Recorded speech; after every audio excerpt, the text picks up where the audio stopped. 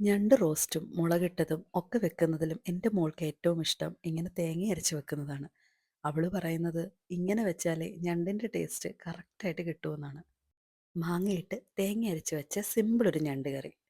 യൂട്യൂബിലെ video scroll ചെയ്തു പോകുമ്പോൾ അതിൻ്റെ പിന്നിലെ കഷ്ടപ്പാടുകളൊന്നും ഇത്രയേറെ ഉണ്ടെന്ന് അറിഞ്ഞിരുന്നില്ല. ഇപ്പോൾ യൂട്യൂബേഴ്സിനോടൊക്കെ എന്തെന്നില്ലാത്തൊരു ബഹുമാനവും ഉണ്ട് കേട്ടോ. അപ്പോൾ നമുക്ക് ഞണ്ട് വൃത്തിയാക്കി വെച്ചിട്ട് അതിലേക്ക് ചേർക്കാനുള്ള അരപ്പ് തയ്യാറാക്കാം.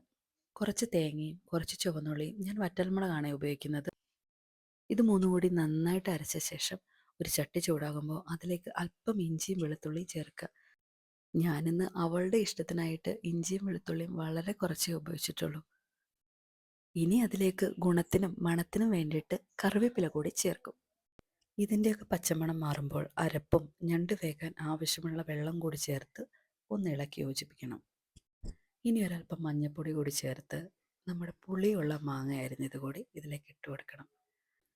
ഞണ്ടും കൊഞ്ചുമൊക്കെ തേങ്ങ അരച്ച് വെക്കുമ്പോൾ പുളി ചേർക്കുന്നതിലും നല്ലതാണ് ഇങ്ങനെ പുളിയുള്ള മാങ്ങ ചേർക്കുന്നത്.